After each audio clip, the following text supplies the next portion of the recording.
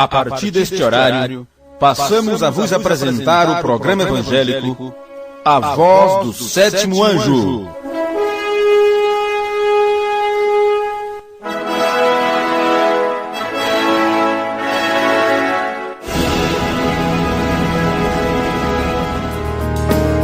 No tempo do entardecer, um profeta Deus mandou, com a mensagem sincera, com assim diz o Senhor: meu irmão, a hora é esta, se você quiser voltar. O hino Nome Precioso nós vamos cantar.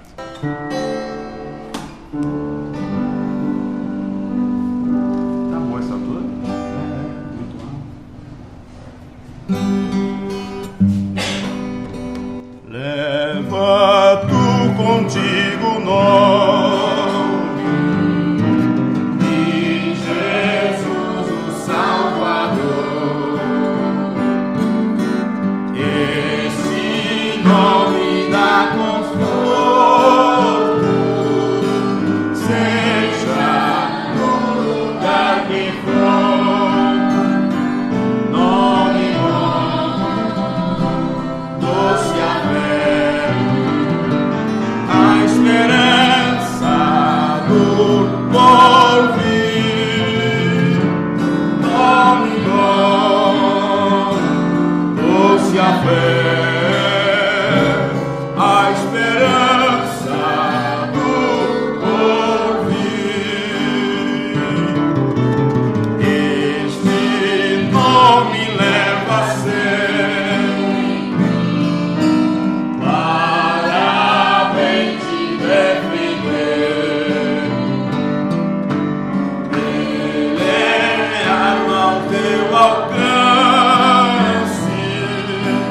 quando o mal te aparecer. Nome bom, doce a fé, a esperança do porvir. Nome bom, doce a fé,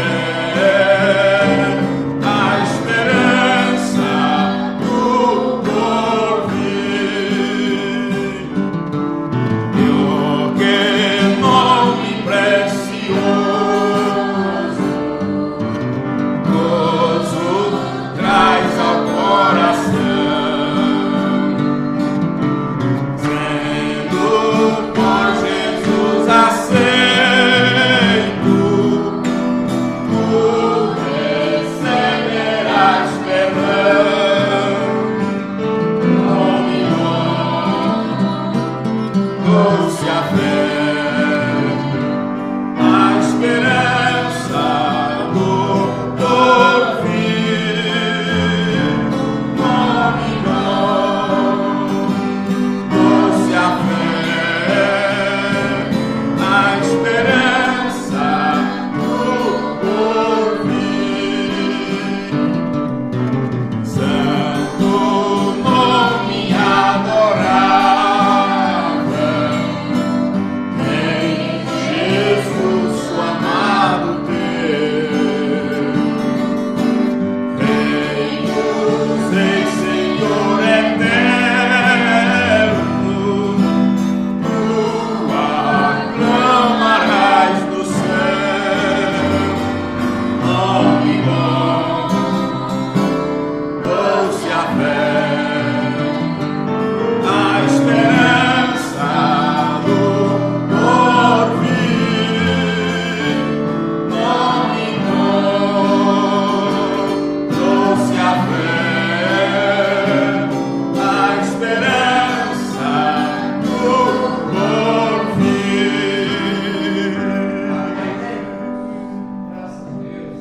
Amém. Vamos ler as Escrituras.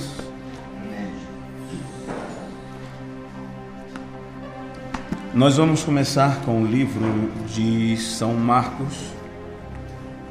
São Marcos, capítulo 8, Bem, versículo 13 de Marcos 8. E deixando-os, tornou a entrar no barco e foi para a outra banda. E eles se esqueceram de levar pão, e no barco não tinha consigo senão um pão. E ordenou-lhes, dizendo: olhai, guardai-vos do fermento dos fariseus e do fermento de Herodes. E arrazoavam entre si, dizendo: é porque não temos pão. Eles colocavam fermento no pão, né? Só não ia fermento no pão asmo. E Jesus, conhecendo isto, disse-lhes: para que arrazoais que não tendes pão? Não considerastes, nem compreendestes ainda? Tendes ainda o vosso coração endurecido? Tendo olhos, não vedes? E tendo ouvidos, não ouvis? E não vos lembrais? Quando partiu os 5 pães entre os 5.000, quantos cestos cheios de pedaços levantastes? Disseram-lhe: 12. E quando partiu os 7 entre os 4.000, quantas alcofas cheias de pedaços levantastes? Disseram-lhe: 7. E ele lhe disse: como não entendeis ainda? Oremos.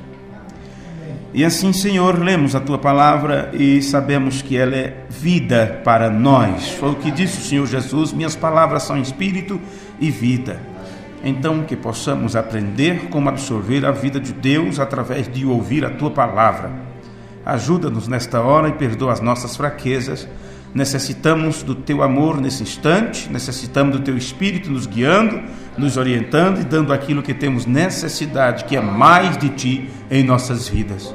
No nome amoroso de Teu Filho Jesus, nós te pedimos. Amém. Podem sentar.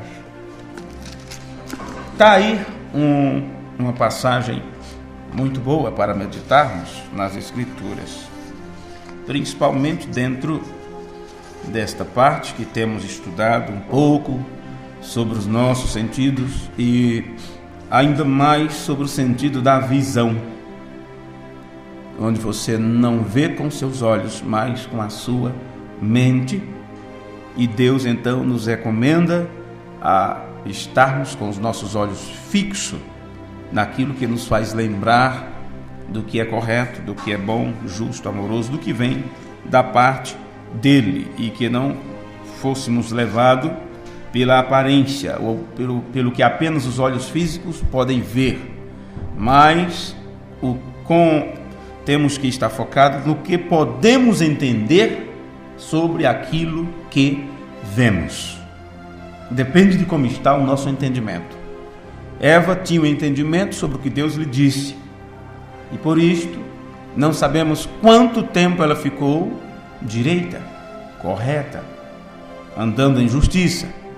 Mas quando ela teve seus sentidos corrompidos, então aquilo que não prestava passou a ser muito bom e agradável para ela. Então depende do que você está vendo, depende de como você vê aquilo que você está vendo. E Jesus disse que falava por parábolas para que eles ficassem realmente enganados quanto à verdade.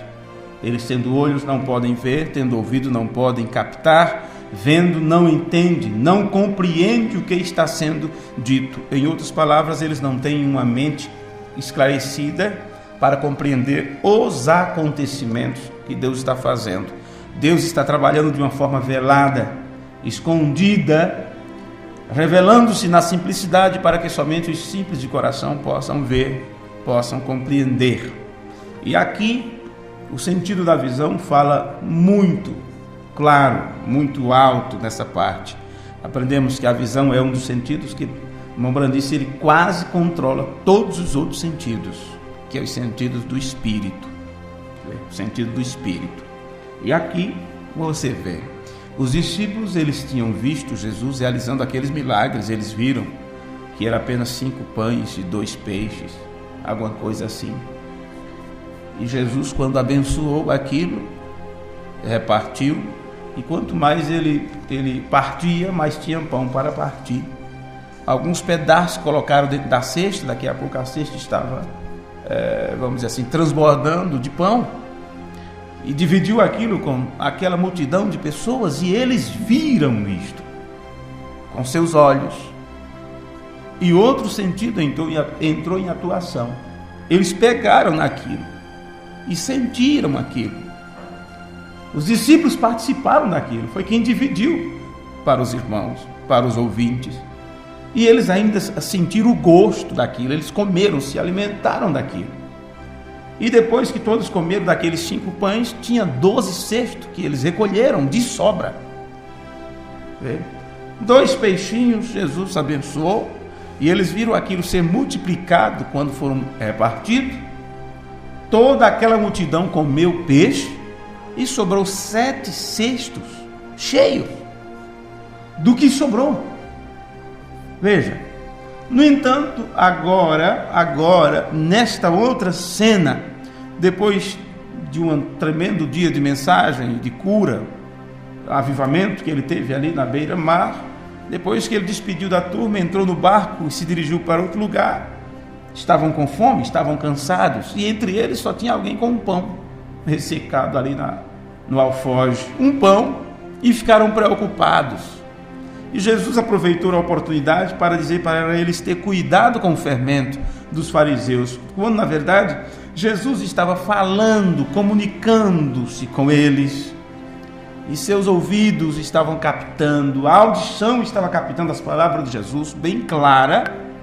No entanto, o entendimento deles estava baseado em outras coisas, e eles pensavam que Jesus estava falando porque não tinha pão. No entanto, Jesus estava falando da doutrina, do ensinamento que os fariseus divulgavam por ali. E Jesus disse: vocês parecem não entendem nada, não estão compreendendo as coisas. O que é que acontece? Estão falando que é porque só temos um pão? Então vocês não recordam do que viram? Veja as palavras de Jesus. E Jesus, conhecendo isso, disse-lhes: para que arrazoais que não tendes pão? Não considerastes, nem compreendestes ainda? Porque eu vou dizer para vocês, mas esclarecer as coisas, como Deus está esclarecendo, através do ministério quíntuplo, não tem como ser mais do que isto. Porque é Deus mesmo nos ensinando, é Deus mesmo levando-nos às Escrituras, é Deus mesmo falando sua palavra para nós. Não pode ser mais claro do que o que Deus pode esclarecer para nós. E a pergunta é: ainda não consideraste o que está acontecendo? Que tempo é este? O porquê destas coisas? Ainda não compreendestes? Quer dizer, o povo não chegará nunca à compreensão do que é a doutrina de Cristo, do que é a mensagem que precursa a segunda vinda de Cristo, do que é o aparecer de Cristo para nos preparar para a vinda? Tendes ainda o vosso coração endurecido? Uma mente endurecida, que não consegue ouvir de bom grado a ponto de captar o que Deus está ouvindo. Aí ele faz a pergunta: tende olhos, não vedes? O que Jesus estava dizendo com isto? O que é que acontece com vocês? Não há uma ligação, não há um canal aberto entre a retina, entre as córneas, seja o que for. Eu nunca lembro as peças direito, viu, irmão? Dos olhos. Não há uma conexão agora entre os vossos olhos e a vossa mente. Quer dizer, o que os vossos olhos estão captando não está mandando os estímulos corretos para que a mente possa entender o que os olhos estão vendo. Porque uma coisa é eu olhar para uma imagem. Eu olho para o irmão Manuel, aí na minha mente eu entendo ele como um pássaro. É assim que o povo pensa. Vê um cavalo e pensa num avião. Sim. Eles não conseguem ter definição na mente para fazer associações. E se não conseguem fazer associação, eles não conseguem definir. Definição. Estamos falando de um pássaro. Ok, então ele tem duas perninhas. O que é que pássaro tem? É pernas ou patas? As pernas do pássaro, o que é aquilo? Tão pequeno? É perninha, irmão? Pois bem, nós também temos duas. Temos duas. Eles têm 2 asinhas, nós temos os 2 braços, mas veja a diferença. Veja a diferença. É muito difícil você ver um animal com 3 olhos, né? Ou com 4 olhos. Coisa esquisita, não sei, é um tipo de caracol que tem, não sei como é que é. A mosca tem vários. Ok, mas você vê os animais, todos eles 2 olhos. Você não vê um com 2 bocas? E assim sucessivamente. Porém, veja na sua mente a associação que você pode fazer para fazer uma definição. Vê? A partir do momento que eu vejo a imagem, eu tenho que, na minha mente, entender o que eu estou vendo. E eles estavam vendo uma coisa e pensando em outra. Jesus lhes falando uma coisa e eles pensando em outra. E Jesus, vamos dizer assim, ralhou com eles, brigou com eles, dizendo: tem algo errado aqui. Os sentidos de vocês não estão conectados. Os sentidos de vocês estão transmitindo uma mensagem diferente. Se vocês só veem com a mente, como podem eu estar mostrando uma coisa e vocês veem aquilo e lá no interior não ter definição sobre o que está sendo dito? Então, desta forma, nunca poderá haver uma fé dentro da alma para poder estabelecer o que é verdadeiro ou falso, o que é bom ou ruim, o que é bom ou o que convém para você como cristão. Porque Paulo chegou a dizer: todas as coisas me são boas, lícitas, porém estas, a maioria delas, não me convém, não me edificam. Então, se isso não convém, nem edifica, não fará nenhum bem para você. Você pode dizer também: não me fará mal. Tem certeza? Tem certeza disso? Vê? Então você veja que estas pessoas, porque Jesus, a pergunta é essa: não há uma ligação entre seus olhos e seu coração? Não há uma ligação entre seus olhos e o entendimento de vocês? Que vocês não compreendem o que eu estou falando? Então você percebe que Jesus falou por parábolas no meio dos outros, para os discípulos não. E esta era, vamos falar de uma forma bem simples assim, para que possamos entender, naquela condição como um homem falando como se fosse amigos e com quem você fala abertamente. É como se Jesus estivesse espantado, porque ele disse, vamos levar para esse lado. Já pensou Jesus pensando assim junto com os discípulos? Escuta, quando eu estou com os outros, eu falo por parábolas, e é com um propósito. E ele disse qual era o propósito em Mateus 13, do 10 ao 17. Ele disse: eu falo por parábolas para que eles mesmos vendo não entendam, não compreendam, não sabem do que eu estou falando, porque o coração deles, ou o entendimento deles, está endurecido. E há uma profecia lá no profeta Isaías que fala disto, vê? E está sendo dado cumprimento neste exato momento. Falo de uma forma e eles não conseguem entender o que eu estou falando. Mas Jesus disse: mas a vocês eu falo claramente as coisas. Veja, e disse: vocês são bem-aventurados por poder ouvir o que vós estáis ouvindo. Agora entenda, meus irmãos, que eles ouviam as mesmas coisas que os outros ouviam. Então Jesus não estava falando nesta forma de ouvir. Jesus estava dizendo: eu posso falar de uma certa maneira, porém aquilo que está estabelecido na alma de vocês faz com que a mente compreenda o que seus sentidos estão captando, mas eles não têm isto na alma deles, e por isso eu falo de uma forma que somente a alma possa receber a comunicação, porque a alma é que se comunica com Deus, e assim sucessivamente. E Jesus disse: bem-aventurados sois vós, porque podeis ouvir estas coisas. Veja, ok, então estas pessoas veem com os olhos, mas desde que eles não têm o sexto sentido, que é a fé, eles não podem perceber o que está acontecendo. Então, concluindo, para seguirmos esse pensamento, o que estamos vendo aqui nessa leitura e nesta junção destas diferentes escrituras que tornam tudo uma coisa só, você pode entender que o que você vê com os olhos pode ter sim uma grande influência sobre os outros sentidos, vê? E se estes sentidos que recebem a influência dos olhos, tanto são os sentidos internos como os externos. Seus olhos diz muito. Portanto, devemos fazer o que pudermos para, ao olharmos as coisas, podermos criar determinadas influências em nossas vidas. Então, se nós pudermos, se nós conseguirmos aprender a controlar o que vemos, e se você sabe que algo não é bom para o desenvolvimento da sua fé e da sua alma, você procura evitar pôr os olhos naquilo, então você estará se livrando de muitos atrapalhos, muitas coisas, porque aquilo que você vê e a imagem que você leva para dentro de si, se aquilo então for gravado em tua mente, entenda que aquilo que a sua mente alimentar, então é o que vai vencer, e aquilo que vencer tua mente dominará teu corpo, e uma vez que domina teu corpo, você terá o certo como o errado. Vê? E o errado como o certo. Foi assim que aconteceu com Eva, e foi isto que Paulo temeu.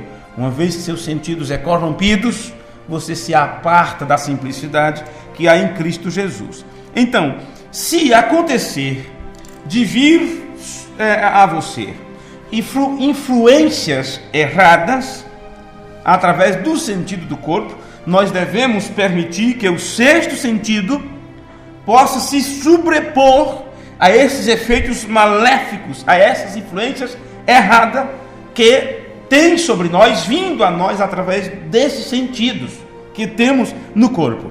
Se você recorda, há algum tempo atrás, nós traduzimos a mensagem olhe, e logo depois ela foi traduzida também pela Associação Crentes da Bíblia do Brasil, mensagem olhe, e nós pregamos algumas coisas sobre este sermão. E o irmão Brana pregou este sermão logo após ele entregar a mensagem dos 7 selos. Nesta mensagem, a partir do parágrafo 21, deixe-me ler para vocês algumas coisas aqui. Agora nós vamos tentar, nesta manhã, tomar 4 letras da palavra olhe para um assunto e caminhar por isto um pouco, como o Senhor nos guiar. Eu tenho algumas notas escritas aqui e algumas escrituras às quais eu quero me referir enquanto prosseguimos. Olhe, O-L-H-E. Claro que no inglês ele citou letras diferentes, creio que é look, alguma coisa assim, né? Mas para a nossa tradução, olhe. Para o espanhol, mire. Porém, O-L-H-E. Olhe. A palavra realmente, quando é usada frequentemente, mas quando você ouve a palavra olhe, é geralmente alguém tentando chamar sua atenção para o que ela está olhando. Então a pessoa está olhando para algo e quer que você veja. Então ela chama a atenção de você através da sua audição. Ela apenas não se contenta em dizer para você o que ela está vendo. Se você é cego, diz o que está vendo? Digo, eu estou vendo uma rua. Como é uma rua? O que é que você está vendo? Eu estou vendo uma flor. Como é esta flor? Aí você vai ter que definir a flor. Ela é redonda, tá? Mas eu não sei como seria redondo. É como um círculo. Me diz como é um círculo. Então tudo que você falar para uma pessoa que não está vendo é complicado. E você vai falando, e pelo que ela pode ouvir, ela pode ir fazendo algumas definições em sua mente a respeito daquilo que outra pessoa está vendo. Porém, se você pudesse pegar um quadro mental de uma pessoa assim, que apenas está imaginando pelo que o outro diz, e fosse comparar com o quadro real que os globos oculares do outro está captando, nunca seria a mesma coisa. Eu diria, dificilmente você teria o mesmo quadro. Por isso, aquilo que você crê, aquilo que você entende, você pode tentar definir da melhor forma possível. Você pode ensinar em toda a escritura, você pode mostrar em todas as mensagens, podemos pegar todos os parágrafos do irmão Brana, e alguns irmãos ficam, como eu diria, frustrados Frustrado seria uma boa palavra para definir isto. Alguns irmãos ficam frustrados, porque ele diz, olha, eu entreguei aquela apostilha, onde fala sobre a divindade, sobre a deidade suprema, onde tem ali vários comentários e tem citações de todas as mensagens praticamente, onde o irmão Branham se referiu ao tema. E está tão bem claro, está tão bem explicado, em outras palavras, o quadro está perfeito. E eu mostrei para o pastor, mostrei para o pregador, mostrei para os irmãos, e eles leem, passam um ano com aquilo, e parece que não captou nada. Você sabe por quê? Ele está vendo uma coisa, mas está pensando em outra. Ele está lendo um parágrafo e procurando outro para combater em sua mente aquele parágrafo que ele está lendo. Isso não é diferente de quem está aprendendo outro idioma. Quem está aprendendo outro idioma tem o costume de ir traduzindo tudo na mente. O professor fala uma palavra e ele, ao invés de citar a palavra, tentar definir aquela palavra naquele idioma, tenta, vamos dizer assim, transportar aquilo, o sentido, e já visualizar aquela palavra, o que significa no seu idioma, no português, por exemplo. E quem estudou um pouco isto sabe, aliás, quem participou de alguma aula, teve alguma instrução sobre outro idioma, sabe, que ele diz, não traduz o que eu estou dizendo, entendo o que eu estou dizendo no idioma que eu estou falando, não tente traduzir. Falei isso para o irmão Abel esses dias. Coloquei um texto do português para ele ler, ele foi lendo tudo em espanhol, disse, não traduza, leia em português, ou você nunca vai aprender português. Ah, mas se eu ler em português, eu não entendo o que está sendo dito. Claro, ele não entende português. Mas é dessa forma. Se eu pego um texto em espanhol, eu leio ele todo em português. Todo. Eu diria, um texto aí de 1000 palavras, eu posso errar 2 ou 3, e olhe lá. Ok. Porém, se eu for ler ele todo como está a mente pensando em espanhol, eu posso não entender algumas palavras. Vê? Mas temos que fazer desta forma ou não vamos compreender. As pessoas, quando veem isso nas escrituras, ela tem que se transportar. Ela tem que se teletransportar. Transportar é uma coisa, teletransportar é outra. Então acho que a palavra seria mais definida aqui.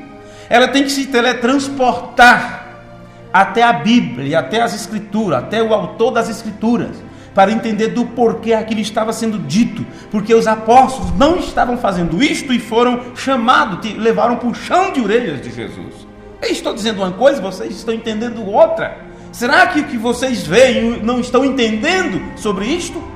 Veja, não tente pegar e trazer para a sua realidade estas coisas. Não tente pegar a doutrina de Cristo e entender de acordo com a sua circunstância, com a sua realidade. Você tem que ir ao encontro disto. Você tem que haver uma entrega do eu, do que se entende, do que se pensou, do que se estudou. Mas enquanto isso não acontece, estaremos dando murro em ponta de faca, como a coluna de fogo diz, como Jesus na coluna de fogo, não é? Na forma do pilar de fogo. Deus mesmo, disse Paulo, é duro recalcitrar contra os aguilhões. Não adianta bater cara na parede para ver se fura. Bata no isopor, bata a cabeça no travesseiro, mas bater a cabeça na parede vai acontecer o que aconteceu com a Poliana quando era pequena. Pulando de corda, tropeçou e foi com a cara na parede. Misericórdia. Que ela seja sempre agradecida a Deus por não ter ficado deformada, e muito deformada, porque ficou muito feio.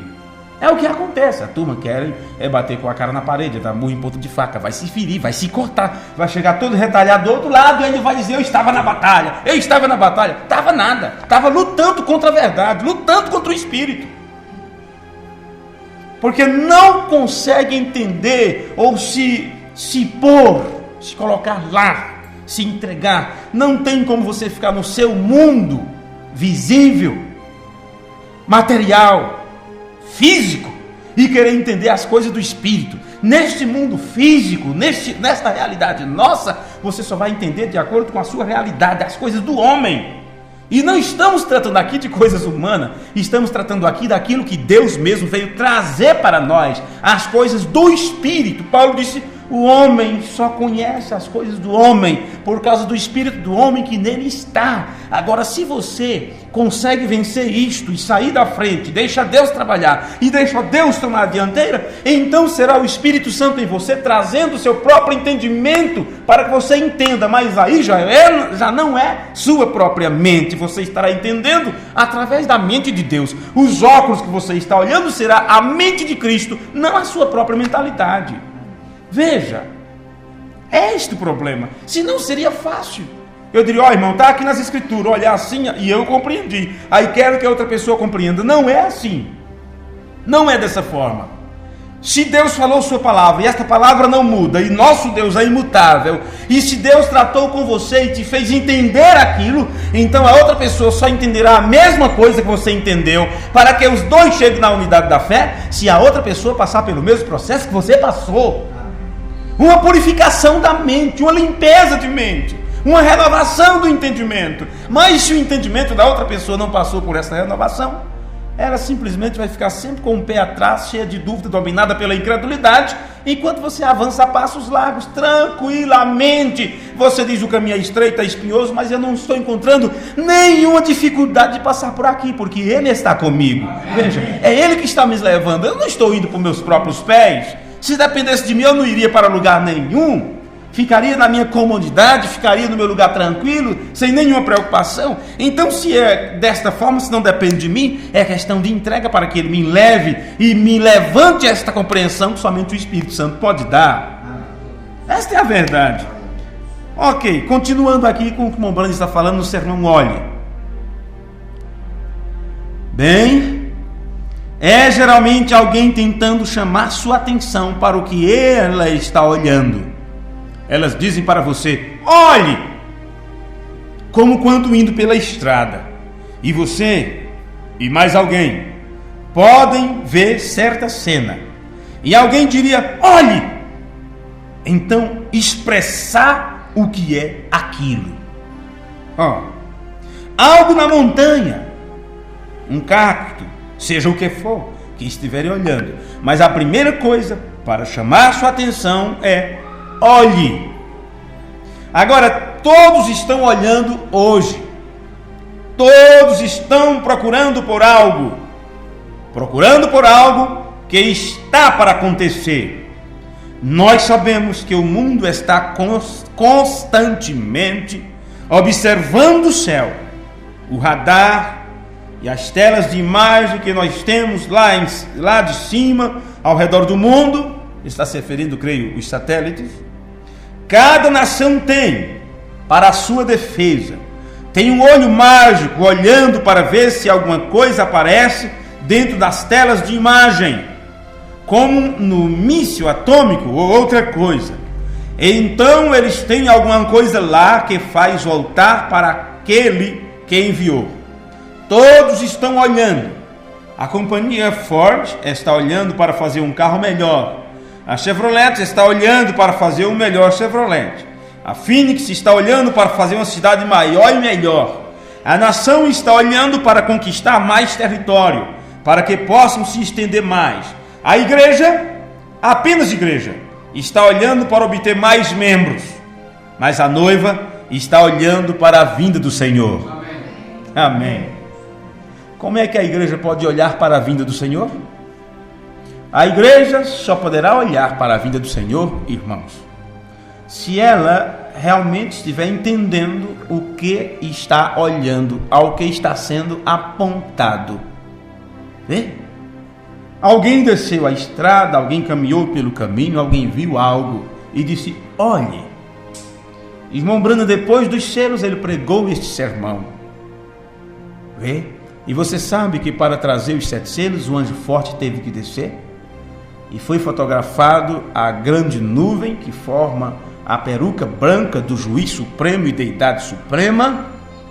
Irmão Branham está dizendo, olhe para isto, o que você entende? Olhe para isto, o que você está vendo? O irmão Branham apontou uma coisa e eles estão entendendo outra. O irmão Branham apontou para a parúcia de Cristo, a presença de Deus, o Espírito Santo, que vem nos preparar para a vinda que acontecerá na frente, e eles conseguiram enxergar outra coisa. disseram que a aparição já era a vinda. Irmão Branham disse: olhe, não confunda estas coisas, não ultrapasse isto, não passe por alto.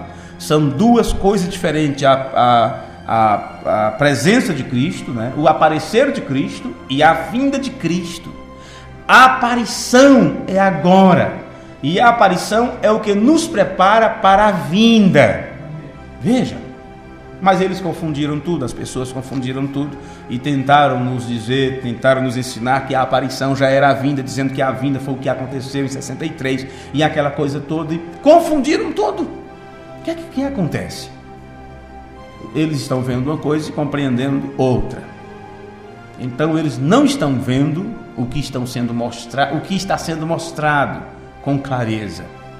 Eles estão vendo a mesma imagem, estão vendo os mesmos objetos, as mesmas cenas, porém o estímulo visual que é formado na sua mente intuitiva é totalmente diferente do que realmente a imagem é.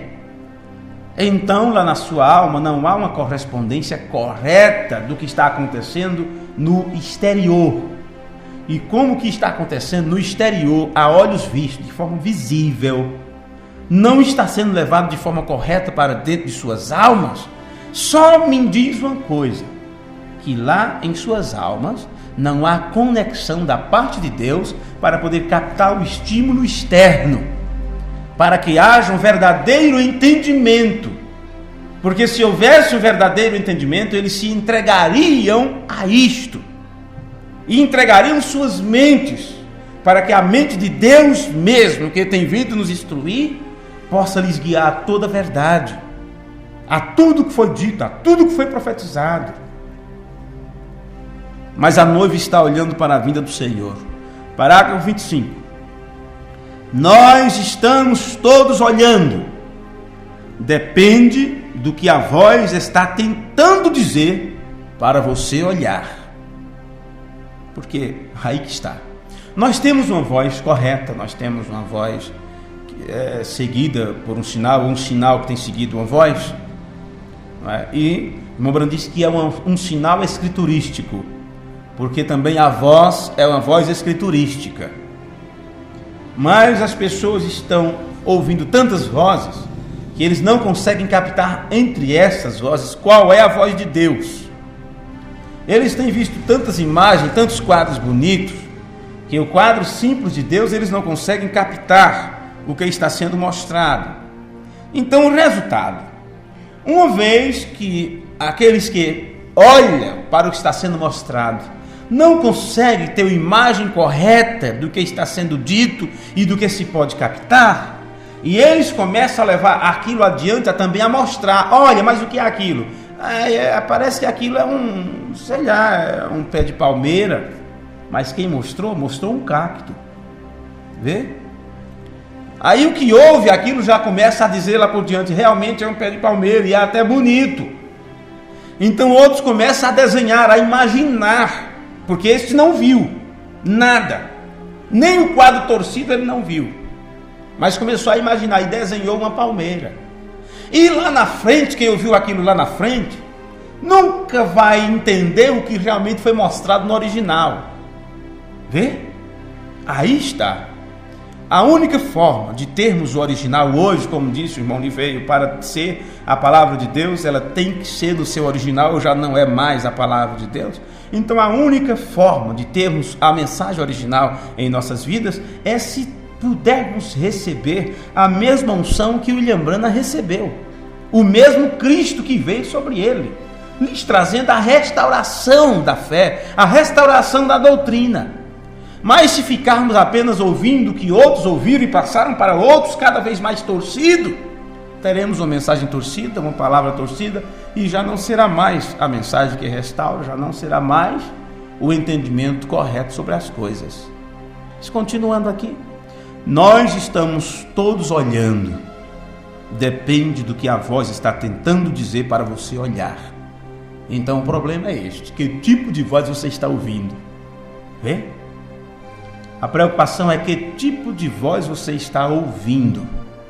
Porque para começar você não estava vendo. E isto que está sendo mostrado não é um quadro fixo em uma paisagem. Vê? Não. Estamos tratando de coisas espirituais. E falamos desde o início a respeito da visão, da fé, da revelação que está lá na alma, porque você não vê com os seus olhos, você vê com a sua mente, e a fé sendo o firme fundamento e tal, e a fé vem pelo ouvir. Então alguém está tentando te mostrar uma imagem e diz: olhe, veja isto, observe isto. Então quem está vendo a imagem tem que ter uma característica própria para ensinar sobre aquela imagem. Tem que conseguir, através do idioma, através do seu linguajar, definir para você a cor, o formato, a estrutura. Veja, tudo correspondente àquilo. Porque quando falamos de definição, então eu digo para vocês, sabe, eu estou aqui, está perto de você um banco. Aí você diz: como é um banco? Aí eu vou definir para vocês, pelo menos como os temos aqui. São pedaços de madeiras aplainados e tal, e foram colocados sob suporte, sobre algumas hastes de ferro, assim. Aí voltei que saber definir para você como essas hastes de ferro, a espessura dela, a cor, o tamanho da madeira, quantas madeiras são, então até que o quadro fique completo e agora você consiga ver. Porque se eu conseguir entender o quadro e conseguir passar para você com definições o que é aquilo, então a tua mente terá que fazer um quadro sobre aquilo. E eu disse para vocês antes da incapacidade que as pessoas têm de passar um quadro deste para outro, para alguém que não enxerga. Mas quando se trata das coisas espirituais, que não é banco, que não é pássaro, que não é cavalo, que não é humano, mas estamos falando daquilo que é Deus mesmo, Deus, a palavra, e ele não pode ser visto por ninguém.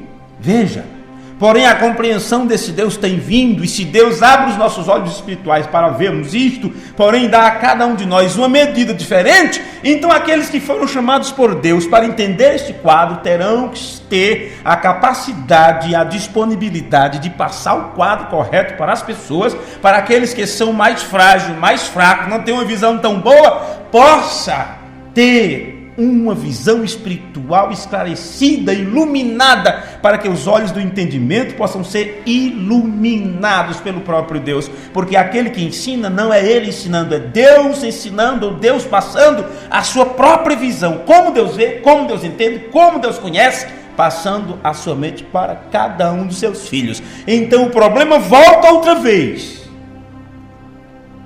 Depende do que a voz está tentando dizer para você olhar. Então, se a voz que você estiver ouvindo, se o ensinamento que você estiver ouvindo não for um ensinamento escriturístico para o nosso tempo, para o que Deus está realizando hoje, então você não vai conseguir formar esse quadro em sua mente. Alguns de nós estão dizendo, continuando a leitura do parágrafo 25, olha, preste atenção, dificilmente eu tenho feito isso, pegar uma mensagem de irmão Brando e ler e comentar, não é? Mas acredito que algumas mensagens seria bom fazermos isto. Alguns de nós estão dizendo, olhe para isto. E se for uma igreja, nós estaremos dizendo que queremos mais tantos membros neste ano. Está tudo bem. Mas a voz que eu estou tentando te dizer nesta manhã é como o escritor desta epístola, nós cremos que foi Paulo, está dizendo, olhando para a vinda de Cristo pela segunda vez, esperando por Ele para fazer isto, você tem que ver algo antes de poder falar para alguém olhar no que você está vendo. Então, como Brando diz, você tem que primeiro ver algo. Noé teve uma experiência com isto, e ele pela fé viu a vinda do dilúvio. Alguém diz para Noé? Alguém pôde definir chuva para Noé? Veja se o que eu disse há pouco, se fôssemos levar pelas escrituras. Alguém disse para Noé como era chuva? A Bíblia diz que não chovia naquele tempo. Era uma umidade que saía da terra. Você sabe como era que a turma evangelizava antigamente? Você sabe as primeiras notícias que eu tive sobre o dilúvio, como foi? Eu vi algumas pregações quando era pequenino sobre que o mundo foi coberto pela água. Não sei, ou se foi apenas histórias contadas pelos meus avós. Mas eu lembro, não do que é lido nas Escrituras, mas das histórias contadas pelos mais velhos. E minha mãe passou isso para nós um tempo, dizendo que Noé foi trabalhar, foi para a roça, porque era o que nós fazíamos, trabalhava na roça. E eu já imaginava Noé com a enxadinha na mão e aquela mandioca bonita, e ele passando a enxada ali, disse: oh meu Deus, isso vai ficar murcho, porque não chove.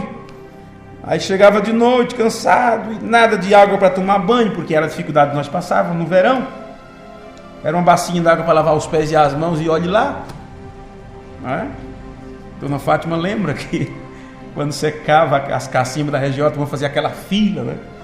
Aquela fila. No terreno do meu pai tinha uma nascente que suportava a vizinhança quase toda. Faltava na água na cacimba, a gente chamava cacimba, de Sá Zefinha, Dona Zefinha. Faltava água na cacimba de Seu Quirino, não é? E nas outras por ali afora. Então imagine, quase o município todo. Era muita gente.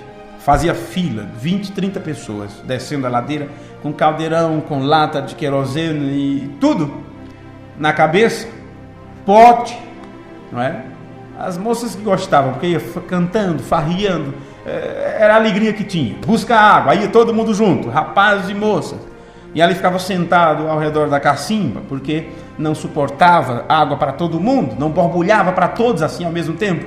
Então ia, enchia, separava, aí ficava esperando, ganhando tempo para conversar. A fofoca ia longe, viu? E as risadarias e tudo. Meu pai ficava nervoso, não é? Mas tinha que deixar o povo pegar água, porque onde proibiu, secou. Onde proibiu pegar água, secou. O cuidado do velho era para não bagunçar, para não sujar, para não lavar roupa ali ao lado. Era uma água muito limpa, azul, parecia o céu, parecia os olhos de Zóia, a filha do irmão Abel. Aquilo era muito importante, aquela cacimba. Então eles pegavam aquilo, depois ia embora, né? Ia embora. E às vezes nós ficávamos sem, como morávamos próximo, eles pegavam e depois esperávamos encher aquela barroquinha lá para poder encher o nosso, ou quando mãe ia mais cedo e pegava. Porém, no tempo do inverno já não era assim, ficava dia e noite correndo para todo mundo. Mas quando contaram a história de Noé, era o que eu imaginava essa dificuldade. E minha mãe dizia que Noé chegou à noite e disse: olha mulher, que mulher, olha mulher, quando você vê minar a água dos pés de parede, misericórdia, isso era um sonho para a gente pensar sobre isso.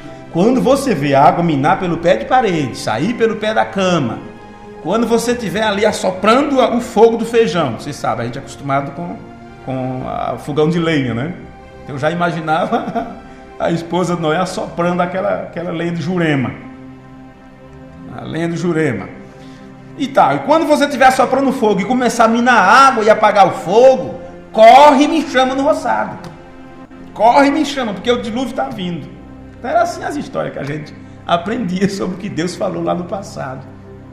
Daí a pouco, quando a mulher viu minar água pelo pé de parede, minar água pela cama, a água começar a sair pelo fogão, ela mandou os meninos correr atrás de Noé. Eu já pensava na gente correndo atrás de pai. Então a gente vai imaginando, criança tem essa facilidade.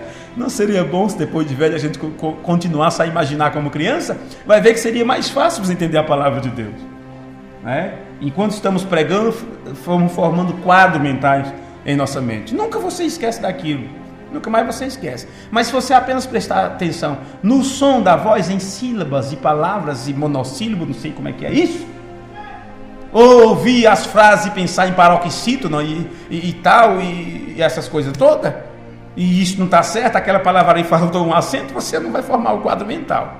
É melhor você, como o Brando disse, então é melhor você pensar no que eu estou querendo dizer, né? Tentar entender o que estou querendo dizer.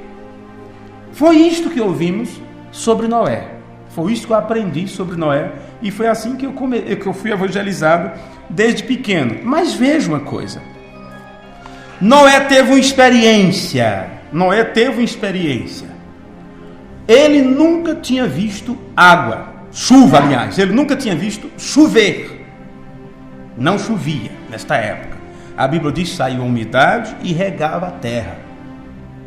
No entanto, Deus disse para ele que ia haver um dilúvio, que ia cair água de forma torrencial, ia cobrir a terra. Agora, para poder ele entender o que Deus estava dizendo, o quadro mental formado no seu entendimento teve que ser correto, perfeito. Em outras palavras, o que Deus disse, ele podia entender, ver exatamente o que ia acontecer. Agora, você não conseguirá captar as coisas de Deus assim, a menos que você tenha fé, firme fundamento das coisas que estão no futuro, que se espera, prova daquilo que não se vê. Então foi isto que Noé passou para a sua família. E mesmo que eles não compreendessem como Noé, eles se apegaram no que Noé disse e falaram: olha, meu pai não está doido, não. É um homem justo, tem contato com Deus. Se ele diz que é perigoso, eu vou ficar do lado do meu pai. E foi assim que a família foi salva. Mas os outros, Noé falava uma coisa e eles entendiam outra. Noé falava de água caindo e eles disseram: isso como é que é isso? Isso nunca vai acontecer. Pensou morrer todo mundo, que é isso? Eles fazem a mesma coisa hoje. É a mesma coisa hoje. Vê? Bem, se estivéssemos pregando vai ser destruído com água, talvez alguém até fique preocupado, porque já aconteceu. E as provas bíblicas, as provas, como diz aí, científica, arqueológica, mostra que houve um dilúvio universal. Então talvez eles até acreditassem, mas Deus mudou a forma de atuar no tempo do fim, e estamos agora dizendo que vai ser tudo queimado pelo fogo. Vê? Então é algo que eles não podem imaginar como é. E se eles conseguissem imaginar como será a destruição, eles procurariam fazer de tudo para fugir do fogo. Porque em suas mentes eles já poderiam ver, entender, sentir o calor, a destruição. Porque já poderiam ouvir o barulho de tudo se revolvendo. E como aconteceu naquele tempo que as pessoas desceram o Jordão para serem batizados, e mesmo aqueles que não eram da linhagem de Deus, João Batista disse: raça de víbora, suas serpentes, estão sentindo o calor vindo, estão vendo o vento soprar o fogo em alguma região, e já estão correndo pelo meio da pradaria, fugindo da floresta seca que vai se queimar. Quem vos instruiu a fugir da ira vindoura? Se eles conseguissem entender realmente o que estamos ensinando, eles procurariam escapar, mesmo não escapando, mas ao menos teria temor. Porque não é só animais bons, é animais peçonhentos, terríveis, que também fogem do fogo. Ninguém quer morrer. Preservação, autopreservação. Mas não, você fala de fogo, ele: que é isso? Quero ver. A água pegar fogo, eu vou para o mar, quero ver. Ele não sabe que o mar vai deixar de existir. Aquilo vai ferver como se fosse óleo, como se fosse petróleo. Aliás, de onde é que tira o petróleo? Não é do fundo do mar? Quando isso explodir de baixo para cima, vocês acham que vai restar o quê? É melhor eles aproveitarem o quanto que puderem para queimar aí nos canos de escape, pré-sal, ou seja o que for, porque tudo isso vai ser queimado. Aproveitem enquanto podem. Aproveitem enquanto podem. Ok. Noé teve uma experiência com isto. E ele, pela fé, viu a vinda do dilúvio, a grande chuva que cobriria a terra e pegaria tudo, inundaria a terra. Uma rededicação a Deus outra vez. A imundícia do mundo, a que as pessoas tinham chegado naquela conglomeração em que elas estavam naqueles dias, e o mundo tinha que ser inundado para começar de novo. Eu acabei de terminar uma série de cultos sobre os últimos 7 selos, e encontramos que neste 6º selo há uma grande interrupção na natureza. A lua, as estrelas, a terra convulsionam. A igreja passa por uma limpeza. Israel passa por uma limpeza. E todas as coisas passam por uma limpeza sob o 7º selo. Para que o milênio possa começar, será necessário que haja uma limpeza primeiro. Amém? Amém. Eu creio que até aqui está bem, porque se eu for comentar exatamente esta última parte, nós iremos muito longe no nosso horário, então deixaremos para o próximo culto, se o Senhor nos permitir chegar até lá. Amém? Senhor, te agradecemos no nome de Jesus Cristo pela abertura da nossa mente, através da abertura da palavra que tem vindo nesse tempo do fim, quando tu mesmo tens descido com o livro aberto para nos mostrar qual é a tua vontade, qual é teu plano e o que foi que tu arquitetaste antes da fundação do mundo e o que tu reservaste para nós nesse tempo do fim. Ajuda-nos a cumprir nossos papéis como filhos e filhas do Senhor, mesmo sabendo nós que não é fácil, não é simples, mas deveria ser, e a dificuldade, a complexidade disto é porque estamos aprisionados em um corpo de carne, estamos dentro destas limitações dos nossos sentidos e pedimos a Ti nesta hora que o Senhor nos ajude a nos libertar destas coisas, do pecado que tão de perto nos rodeia, e que a fé de nosso Senhor Jesus Cristo possa superabundar em nossas almas e que isto inunde de dentro para fora com fortes raios de luz, para que possa iluminar toda a nossa vida, Senhor. Sabemos que os olhos é a lâmpada para o corpo, mas os olhos do nosso entendimento é o que deve iluminar toda a nossa vida. Então que possamos, através do olho, do nosso entendimento, da forma que podemos ver a Tua verdade, possamos caminhar na luz como Tu estás na luz, para que possamos ter comunhão com os nossos irmãos debaixo do sangue de Jesus Cristo. Rogamos Tuas bênçãos nesta hora, no amoroso nome de Teu Filho Jesus, para a Tua glória. Amém. Amém. Eu amo,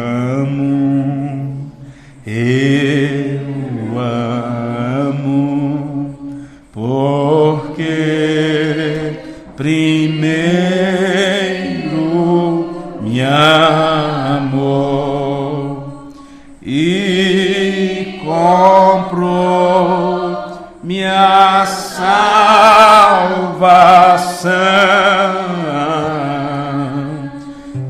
no madeiro, no Calvário.